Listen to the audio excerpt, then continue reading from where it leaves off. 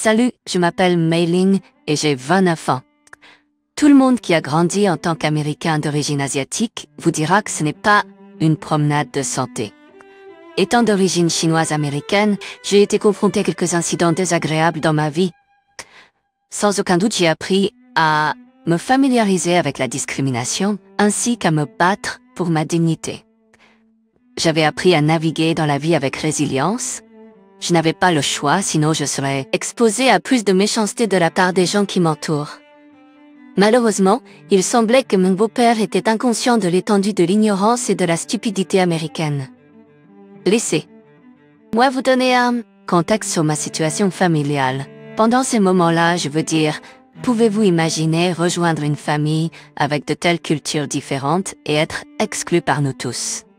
Par respect pour Hiroshi et la solidarité. Est asiatique, j'ai décidé de rester dans mon ignorance en parlant à lui en anglais parce que nous pouvions tous deux nous comprendre. Bien que l'augmentation de l'espagnol m'ait semblé un peu étrange, tout bien considéré, je l'ai mis de côté. Cela a été jusqu'à ce que j'entende des insultes lancées en espagnol, ce qui m'a donné un coup de fouet. Je me souviens encore de ce jour comme si c'était hier. La table était dressée, l'arôme des plats délicieux emplissait l'air et nous étions tous en train de converser, nous préparant à commencer à servir la nourriture les uns aux autres. Mais le destin en avait décidé autrement. Alors que j'atteignais le bateau à sauce, ma main a glissé et la sauce a coulé comme une rivière de regrets. Vous pouvez imaginer le chaos qui a suivi. Ma belle-mère bien-aimée a lancé une série d'exclamations en espagnol. Je veux dire, je n'ai pas besoin d'être fluide en espagnol pour savoir quand on m'insulte. Ça fait mal. Mon chevalier en armure brillante est venu à mon secours. Il m'a défendu, disant que de tels propos sont injustifiés. Elle a lâché une bombe et a brisé mon cœur. Elle a dit « Pourquoi la défends-tu » Ce n'est pas comme si elle pouvait nous entendre de toute façon. Ces mots m'ont fait comme un coup au ventre. L'embarras m'a submergée et j'ai toussé, surprise qu'elle ait dit ça. J'ai cherché une confirmation. J'ai demandé à un ami qui parle espagnol et j'ai même utilisé Google Translate. Et vous savez quoi? Mes pires craintes se sont confirmées. Sophia avait bel et bien été intentionnellement malpolie et irrespectueuse. Je n'arrivais pas à croire que mes pires craintes se soient confirmées. Sophia avait bel et bien été intentionnellement malpolie et irrespectueuse. Je ne pouvais pas comprendre cette nouvelle froideur. Pourquoi Sophia nourrirait-elle une telle animosité à mon égard? La question a gonflé dans mon esprit, mais pour l'instant, j'ai décidé de garder mes découvertes pour moi.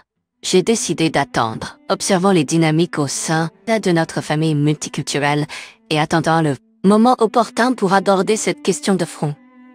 Le matin suivant, alors que nous étions rassemblés autour de la table du petit déjeuner, un silence inconfortable planait dans l'air.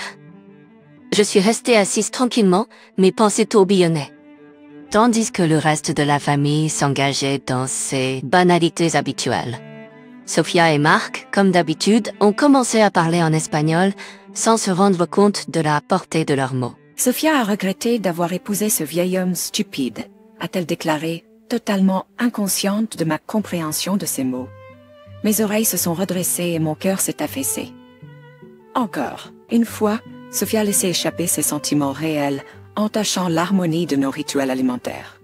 Entre-temps, Hiroshi, l'âme ignorante, a ri et a commenté « Wow, je devrais commencer à apprendre l'espagnol pour comprendre ce que vous dites. » Si seulement il savait la vérité douloureuse cachée sous leur rire alors qu'il rit avec lui. Sophia et Matteo l'ont rejeté comme une taquinerie innocente, faisant semblant de ne pas s'engager dans des commérages blessants directement sous le nez de Hiroshi. Mais les commérages n'ont pas cessé là. Oh non, ils ont continué avec une ferveur infatigable. Matteo et Sophia se sont relayés pour se moquer de Hiroshi, chaque remarque creusant plus profondément que la dame. Des exemples? Permettez-moi de vous peindre le tableau. Ils se sont moqués de son accent, imitant ses tentatives de prononcer certains mots. Ils ont plaisanté sur ses traditions culturelles, les rejetant comme étranges ou inutiles. Et le pire de tout, ils se sont moqués de son âge, faisant des blagues sur lui étant passé sa date de péremption. Je ne pouvais pas la laisser impliquer cet innocent vieil homme. Je savais que je devais affronter la situation, aborder les tensions sous-jacentes qui nous avaient tourmentés depuis trop longtemps. Je trouverais un moyen de leur ouvrir les yeux, de les faire réaliser la beauté de notre famille multiculturelle et le besoin de respect et de compassion. Au fur et à mesure que les jours se transformaient en semaines, je devenais plus déterminée que jamais à exposer le comportement blessant de Matteo et Sofia envers Hiroshi. Armée de mon téléphone intelligent, je me suis lancée dans une mission pour capturer leurs conversations méprisantes et révéler leur vrai visage au monde. Pendant chaque repas, je les enregistrais secrètement, veillant à ce que leurs mots servent de preuve irréfutable de leur cruauté. À mesure que les jours passaient, les insultes devenaient plus vicieuses et Hiroshi s'est mis à se retirer, remarquant que quelque chose n'allait certainement pas. Nous étions constamment exclus tous les deux. Son esprit joyeux s'est assombri face à l'exclusion. J'ai essayé de mon mieux de diriger les conversations vers des sujets que nous pouvions tous apprécier en anglais, dans l'espoir de créer une atmosphère inclusive. Mais inévitablement, Matteo et Sofia al toute tentative de favoriser l'unité. Leurs commérages et insultes dirigées contre Hiroshi empoisonnaient l'air, étouffant la joie qui aurait dû accompagner lors des repas. Lorsque je réécoutais ces enregistrements clandestins, lorsque je confirmais mes traductions initiales, je mettais en lumière une triste vérité. Il semblait que Sofia avait épousé Hiroshi uniquement pour sa richesse, se lamentant du fait qu'elle devrait attendre jusqu'à son décès pour hériter de sa fortune. La profondeur de sa cupidité m'a choquée. Pendant ce temps, Matteo, mon mari, n'a pas seulement participé à ses insultes, mais s'est également moqué des intentions méprisables de sa mère. Le poids de cette connaissance m'a alourdi le cœur. Comment ai-je pu être si aveugle à leur vraie nature? J'ai trahi cette confiance.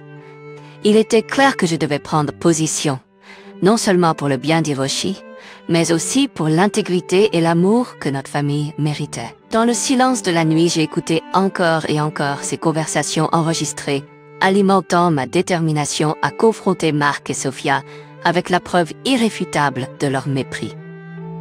Ce serait un chemin difficile à emprunter, semé de tensions et de confrontations, mais je ne pouvais pas les laisser continuer leurs agissements nocifs, sans contrôle. Cette toxicité, Hiroshi méritait mieux, et notre famille aussi. Avec mon cœur déterminé au changement, je me préparais à révéler leurs actions blessantes, prête à affronter Mark et Sofia tête haute. Il était temps pour eux d'assumer les conséquences de leurs actes, et pour notre famille de s'engager dans un voyage vers la guérison et la compréhension. Mais j'ai décidé d'une chose importante avant d'affronter Hiroshi. Je pensais qu'il avait besoin de connaître mes découvertes en premier. Il méritait de connaître la vérité. J'ai rassemblé tout mon courage pour aborder Hiroshi, sentant le poids qui pesait sur son cœur. Avec un sourire compatissant, je lui ai dit « Salut Hiroshi, ça va ?» Salut Hiroshi, ça va? Mei-ling, je dois l'avouer, ça a été difficile. J'ai du mal à m'adapter à cette nouvelle dynamique familiale. L'utilisation constante de l'espagnol m'exclut et je me sens comme un étranger. Être devrais-je commencer ces cours d'espagnol après tout? J'ai hoché la tête en signe de compréhension, mon cœur se brisant pour lui. Je comprends parfaitement Hiroshi, ça me pèse aussi, mais j'ai quelque chose d'important à te dire. Qu'est-ce que c'est, Mei-ling?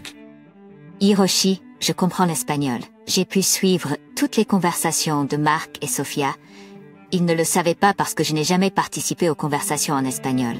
Je gardais ce secret parce que j'avais peur et honte de mon accent et de ma maîtrise de la langue. Mais je les comprends complètement. Les yeux d'Hiroshi s'élargirent de surprise. Pourquoi ne l'auras-tu jamais dit? Je suis sûr qu'il t'aurait aidé avec l'accent et tout le reste. Eh bien, Hiroshi, tu as probablement raison. Comme je l'ai dit, j'avais peur et honte, et c'était censé être une surprise pour Mark après que j'ai appris assez de langues pour avoir des dialogues. Significatif. Mais ensuite, je me suis mis à reporter, pensant peut-être qu'il ne serait pas impressionné. Quoi qu'il en soit, peut-être que mon fait de ne pas leur dire a été une bénédiction déguisée. Qu'est-ce que tu entends par là? En gardant ce secret, j'ai été capable d'écouter leur conversation. Et ce que j'ai entendu m'a fait mal et manquait de respect. Ils se sont moqués de toi, t'ont insulté en secret. Ils ont pensé que la barrière linguistique les protégeait, mais maintenant, ils devront affronter les conséquences. De la confusion mélangée avec de la préoccupation, Hiroshi a essayé de comprendre ma révélation. De la confusion et de la préoccupation gravées sur mon visage, j'ai regardé Hiroshi essayer de comprendre ma révélation. Que veux-tu dire? De quoi ont-ils parlé à mon sujet? En prenant ses mains dans les miennes, je lui ai parlé avec conviction. Hiroshi, ils se sont moqués de toi, et ont même parlé mal de toi. Cela dure depuis des semaines, et c'est absolument horrible qu'ils puissent parler si librement de toi sous le couvert d'une barrière linguistique. Ses yeux se remplirent d'un mélange de surprise, de douleur et de gratitude. Je ne sais pas quoi dire. Merci de me dire la vérité. Je n'aurais jamais imaginé qu'ils en seraient capables. Qu'ont-ils exactement dit? Je me suis préparée, sachant que la vérité allait complètement le briser. Hiroshi, je comprends que cela puisse être difficile à croire, mais c'est la vérité. Et je dois te dire ce que je sais. Sophia t'a épousé pour ton argent. Et elle et Mark sont impatients de ton décès pour hériter de ta fortune. Au moment où les mots de mon discours ont coulé, l'incrédulité initiale d'Hiroshi s'est transformée en un mélange de choc et de confusion. Les yeux d'Hiroshi se sont élargis d'incrédulité. J'ai atteint, doucement posant une main sur son épaule, mais il s'est éloigné. Non, Mei Ling, tu dois te tromper. Sophia m'aime, et Mark m'aime aussi. Il ne ferait pas ça. Es-tu sûr d'être honnête avec moi? Peut-être es-tu toi qui essaies de me tromper. Avec détermination dans ma voix, je lui ai assuré, Hiroshi, je ne ferais pas cela si je n'avais pas des preuves concrètes. J'ai enregistré leur conversation, et tu peux les écouter par toi-même. Vérifie toute personne parlant espagnol que tu connais pour confirmer ce qu'ils disaient. Hiroshi, je ne ferais pas cela si j'avais pas des preuves concrètes. J'ai enregistré leur conversation, et tu peux les écouter par toi-même. Vérifie toute personne parlant espagnol que tu connais pour confirmer ce qu'ils disaient. À ce moment-là, j'ai transféré les enregistrements sur le téléphone d'Hiroshi, lui permettant de découvrir la vérité par lui-même. Écoute ces conversations, Hiroshi. Et puis, tu verras la réalité de la situation. Des jours sont passés, et une tension palpable régnait dans l'air entre Hiroshi, Sophia et Mark. J'ai gardé mes distances, permettant à Hiroshi l'espace pour traiter ces révélations choquantes. Hiroshi, je te dois des excuses. Je doutais de toi, et je laissais mon amour pour Sophia m'aveugler. Mais après avoir consulté certains de mes amis espagnols, et avoir écouté ces enregistrements, je te crois enfin. Je ne peux pas croire qu'ils aiment Zizé, puis descendre si bas, disant toutes ces choses horribles sur moi. Qu'est-ce que je n'aurais jamais fait? Je sais, Hiroshi. C'était beaucoup à encaisser, et je suis tellement désolée, mais je pensais que tu avais besoin d'entendre la vérité. J'ai décidé de demander l'annulation de notre mariage. Tu me vois, Mei Ling? Je suis vieux. Je ne peux pas me permettre de perdre du temps avec des gens qui n'ont pas mon intérêt supérieur à cœur. Je n'arrive pas à croire que tu partes si vite. Partir est la chose la plus logique à faire. Je te conseille de faire de même. Ce sera la dernière nuit que je passerai dans cette maison. Demain, je partirai et je n'essaierai pas de contacter Sophia et Mark avant d'être prêt à entamer la procédure d'annulation. Mais d'ici là, je pense que je vais avoir besoin de vacances. Je comprends, Hiroshi. Tu mérites une vie remplie d'amour sincère et de paix, et je suppose que je mérite la même chose. Et avec ça, Hiroshi et moi avons échangé une accolade et nous sommes tous les deux partis. Le lendemain, comme promis, il n'y avait aucun signe d'Hiroshi. Il a fait ses valises et est juste parti, laissant Sophia et Mark perplexes, mais leur donnant également la liberté de continuer à dénigrer le pauvre homme avec son nom. Je pouvais les entendre, alors que je rangeais la vaisselle, et qu'ils étaient dans le salon à proximité. Avec chaque insulte, je devenais de plus en plus furieux, me demandant pourquoi ils étaient si cruels avec Hiroshi. Et puis je décraquais. Ça suffit. Je sais exactement ce que vous avez dit sur Hiroshi lors de vos conversations secrètes en espagnol. Le visage de Sophia est devenu pâle, ses yeux s'élargissant de l'incrédulité. Mark, d'un autre côté, a essayé de maintenir une façade d'innocence. Je ne sais pas de quoi tu parles. Ne sous-estime pas. J'ai tout compris, vous deux, ce que vous avez dit sur Hiroshi depuis qu'il est entré dans nos vies. Sophia et Mark sont devenus rouges d'embarras. Leurs regards se sont éloignés des miens. Ils étaient pris et exposés dans leur toile de mensonges. Marc a finalement brisé le silence inconfortable. Sa voix. En espagnol, j'ai informé Hiroshi de tout. Il se repose actuellement en vacances, loin de la toxicité de ce foyer. Et, grâce à sa nouvelle clarté, il a Que veux-tu dire, Mei Ling? décidé de demander l'annulation. Donc vous allez pas obtenir l'argent. La confusion et la panique ont rempli la pièce, alors que Sophia et Marc luttaient avec les conséquences de leurs actes. La réalisation que leur poursuite de la fortune de Hiroshi a été vaine les a laissés bouche bée. La réalisation que leur poursuite de la fortune de Hiroshi a été vaine les a laissés bouche bée. Vous voyez, Sophia et Marc, la cupidité et la manipulation peuvent avoir temporairement brouillé votre jugement, mais finalement la vérité a prévalu. La fortune de Hiroshi ne vous appartiendra jamais. Son amour et sa confiance ont été brisés par votre trahison. Alors que le poids de leurs actes s'abattait sur Sophia et Marc, ils ont été laissés à faire face aux conséquences de leur cupidité et de leur tromperie. L'illusion qu'ils avaient tissée autour de Hiroshi s'était élargie. Espoir d'une fortune facile s'était évaporé. À ce moment, je me tenais debout, sachant que j'avais parlé en faveur de ce qui était juste, même au risque de perturber l'harmonie fragile de notre famille. Malheureusement, les dégâts avaient déjà été faits, et la tension continuait de couver entre Marc, Sophia et moi. La réalisation de leurs intentions cruelles envers Hiroshi me faisait remettre en question ce qu'ils auraient pu dire sur moi derrière des portes closes. Il était clair que leur vraie nature avait ils pouvaient plus ignorer la toxicité sous-jacente de notre relation.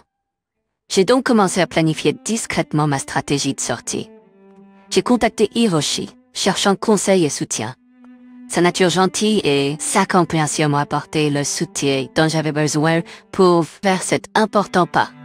Il a même offert une aide financière pour m'aider à me tenir debout, sachant que je méritais mieux que l'atmosphère toxique qui nous entourait.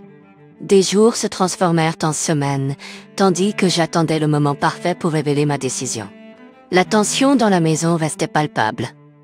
Avec Marc et Sophia portant le poids de leur plan échoué sur leurs épaules, ils savaient qu'ils avaient tort, mais leur colère et leur ressentiment masquaient tout regret qu'ils pourraient ressentir. Pendant ce temps, je me concentrais sur mes préparatifs, rassemblant la force et la détermination pour faire une coupure nette. L'instant tant attendu arriva lorsque tout s'aligna, mes bagages prêts et mon esprit fixé sur un avenir plus brillant. Je confronterai Marc et Sophia.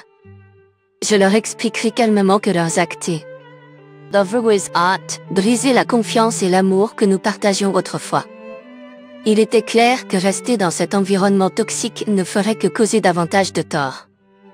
Leurs visages se tordirent d'un mélange de colère et de regret, alors qu'ils réalisaient les conséquences de leurs actes. C'est à ce moment-là que je révélai mes plans pour partir. Je me tenais debout, affirmant ma valeur et proclamant mon indépendance. Leurs tentatives pour me supplier et me convaincre, du contraire, tombèrent dans l'oreille d'un sourd. J'avais pris ma décision, et rien ne pouvait me faire changer d'avis. Avec un dernier au revoir, je quittais la toxicité qui avait assombri nos vies, avec un nouveau chapitre de ma propre existence.